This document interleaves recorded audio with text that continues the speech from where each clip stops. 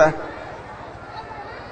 इसलिए बड़े भाग्य मानस तन पावा, शुर दुर्लभ सद ग्रंथ ने गावा। बड़े भाग्य से मानव तन मिला, ये देव दुर्लभ है, ये सदग्रंथों ने गायन किया है। यदि मानव तन ही मिल गया तो बहुत बड़ा भाग्य है। क्या है इसमें विशेषता? खाना पीना मरना जीना भोग विलास तो हर योनि में समान रूप से है। खासियत क्या? तो साधन धाम मोक्ष कर द्वारा, पाई न जे परलोक समारा। ये साधन का धाम है, मुक्ति का दरवाजा है। ऐसे दुर्लभ तन को पाके जिसने निजी परलोक नहीं संवार लिया, सो परत्र दुख पावई, शिर धुनि धुनि पछताई।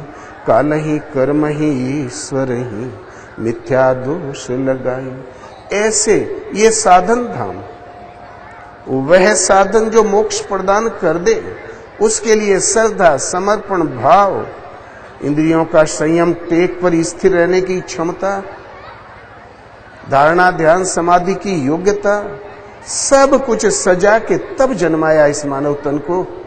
वह साधन जो मोक्ष पर्यंत दूरी तय कर दे, वो भर के तब प्रभु ने जन्माया है।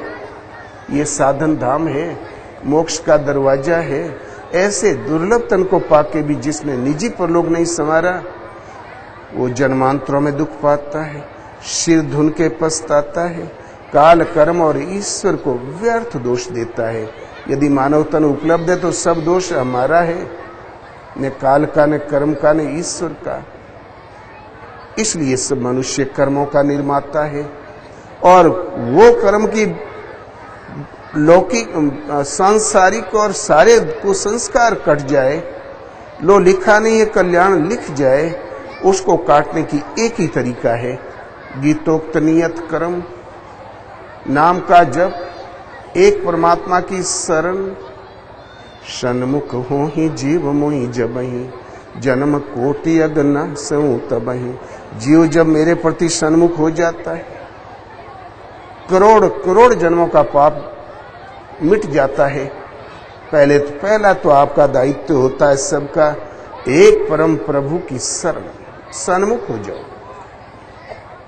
हम सन्मुख होने जाते हैं तो हमारे जो पूर्वजों के रचे हुए प्राइमरी स्तर के जो क्लास है भगवत पद की, ये आरंभिक साधना की, कभी कभी उसमें उलझ जाना होता है। हम देवता जब देवता एक बार रावण के राज्य में दुखी हो गए भगवान से स्तुति करने। भगवान ने आश्वस्त किया कि हम अवश्य प्रकट होंगे, तुम लोगों का उद्धार करेंगे। और जब भगवान का प्रादुर्भाव हुआ तो लगे स्तुति करने कि हम देवता परम दुख पायो। परम दुख लगता है देवताओं के पास आजू बाजू है कहीं। जब युद्ध तो चलता रहा काफी समय से, देवता करीब नहीं आए। उन्हें विश्वास ही नहीं था कि राम जी जीत लेंगे इसको, किंतु सब मर गए, केवल राम बचा। तब करीब आ गए, करीब आके देखने, जय हो जय हो जय हो। रावण ने कहा, अरे नमक हमारा खाते हो, जय राम की बोलते हो। तुम्हारी भाव भंगिमा से हमें प्रतीत हो रहा कि जय तुम राम की चाहते हो, हमारी नहीं। ठहरो, हम तुम्हारा हिसाब अभी चुकता करते हैं। रावण झपटा, देवता छितरा गए आकाश में। भगवान ने बाण मार के उतारा। फिर युद्ध हुआ, रावण मारा गया। तब देवता करीब आ गए, लगे प्रभु की स्तुति करने कि कृत्य कृत्य प्रभु सब बानर ए, निरखंति तवानन सादर ए, दिग जीवन देव शरीर हरे, तब भक्ति बिना भव भूली पड़ी। ये बानर कृतार्थ थे, आपकी सेवा में काम आए। हम देवताओं को धिक्कार है, आपकी भक्ति के बिना भव भूली पड़े, आवागमन में भूले पड़े। स्वयं कोई भूला हो घोर जंगल में, उससे कहो राह बता दो। स्वयं डूबता हो उससे कहो हमें निकाल दो।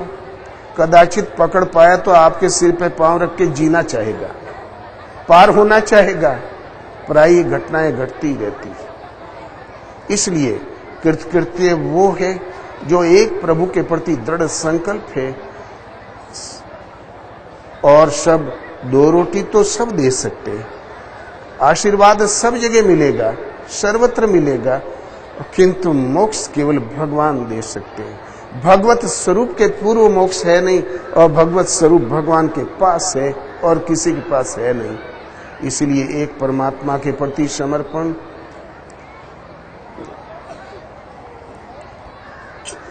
हनुमान पहले साधारणी थे। कहो कवन में परम कुलीना, कपि चंचल सब ही विधिहीना।